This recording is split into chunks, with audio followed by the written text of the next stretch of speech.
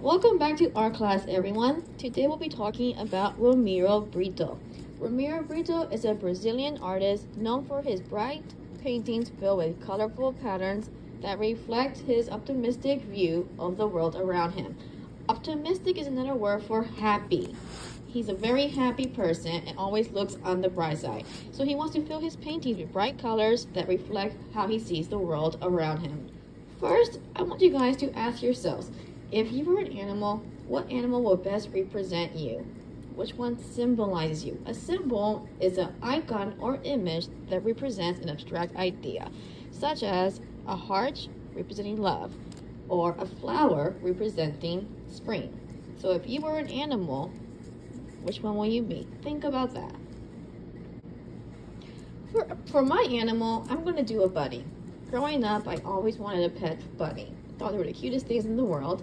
It just so happened that bunnies also are symbols of creativity, freedom, and also peace. And I feel like for the most part, I'm a very peaceful person, and I'm definitely very creative. So that's why I am choosing to do a bunny. So, to do in the style of Romero Britto, I'm going to be using very simple shapes. So, if you look here, he has the happy cat. And we got kind of a square, half a square, the bottom of a triangle here, and then little triangles for the ears. Keep it super simple. So, I'm going to start off with a circle.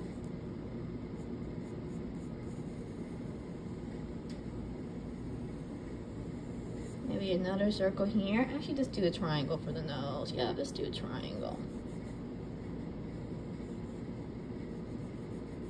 Vertical line here. And he's gonna be smiling.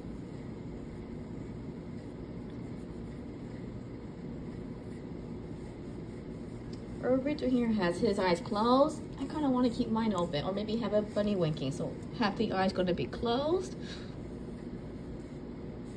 and the other one's gonna be open. And have a nice little thing there. That's a little bit too detailed. You see how that's detailed? That does not look like Romero Britto at all. It's more like my style. Let's see, how does he have the eyes open? Okay, here we have a good eye. So we got a circle, and then kind of a square in the middle. So we got a circle here, and then he divides his eyes kind of in half. There you go. And this bunny's going to have a body. It's going to be holding a heart. So let's make a big heart.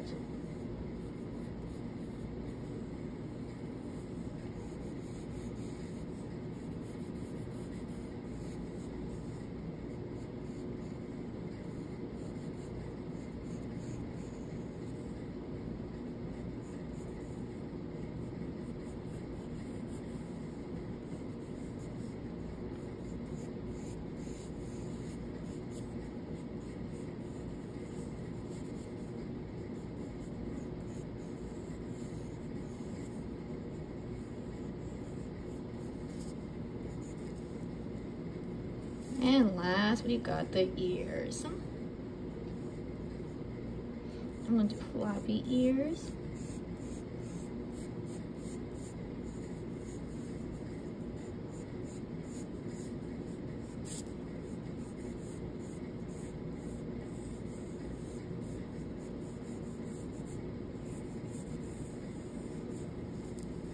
And he's got a little tail back here somewhere. And there we have the first step. Once you draw your animal, the next step is going to be to outline your detail with a thick Sharpie. For Romero Britto, his style is characterized by thick lines and bright color. So we can go in, and any part I want to be black, I'm going to color it in black.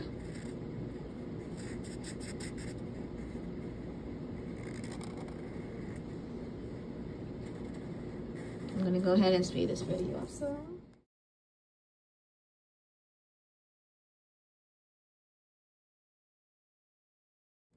Alright, so I have, oops, I forgot to do the face. How could I do that? Alright. The reason we're using these Sharpies here, the thick ones, is because if you look at Roberto, his artwork is characterized by using lots of thick black lines. So if you go back a second time, I might make that a little bit thicker. But right now, we're gonna go in and add the pattern. So I'm gonna start off with the heart. Divide that in half. Now you don't have to do it just like this. It's up to you what pattern you use. On one side, I'm going to be doing circles. Kind of like what he has here, all those circles.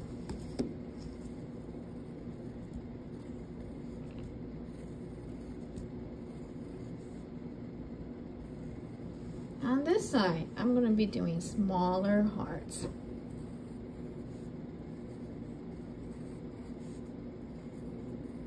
The shape I'm using here is called a geometric shape. Geometric shapes are shapes that are man-made. They're the shapes you see in the math book. The bunny is organic. Organic shapes are shapes that you see in nature. So, the shape here, a circle, is also organic. The heart is geometric. The bunny and any flowers or things you see in nature are organic.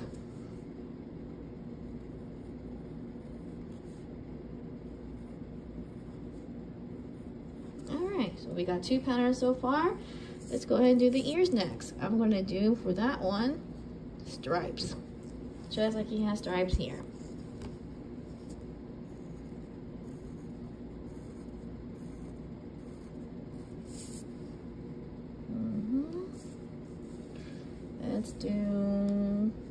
Let's do spiral here. We'll do spiral lines for this one. That will be cute.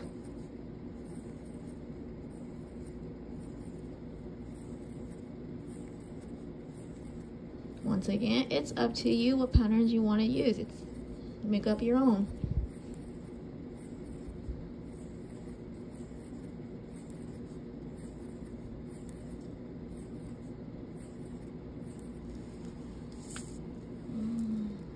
For the face, I'm going to divide that in half and do 2 different colors. Let's do a little mouth here.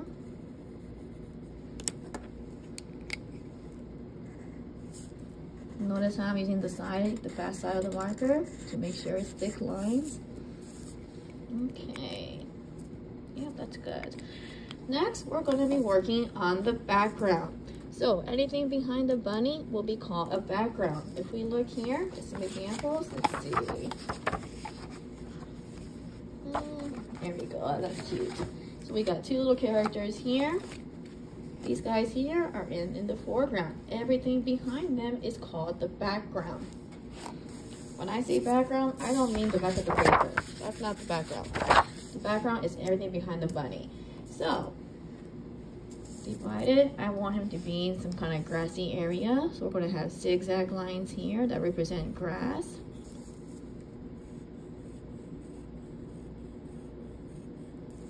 All right.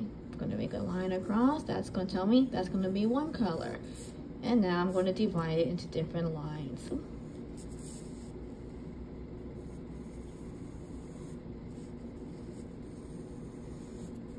This is also the setting. The bunny is in the grass. Setting is where the story or artwork takes place. For instance, Harry Potter takes place at Hogwarts. Percy Jackson takes place at Camp Half-Blood or New York City. That's the setting. All right. Zootopia takes place in Zootopia.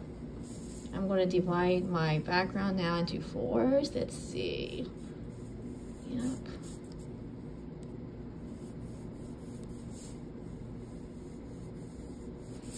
On the corner here, I'll do a cloud maybe.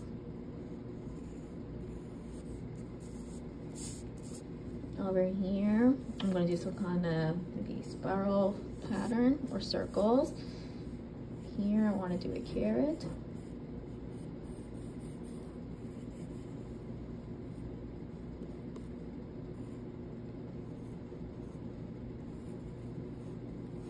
So these are all organic shapes. You can see a carrot in nature. Clouds are in nature too. They're free form.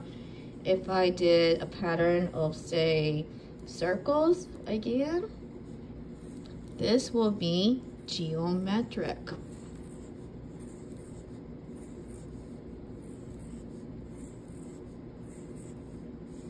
Alright. Let's do a spiral there. We're gonna do straight lines here.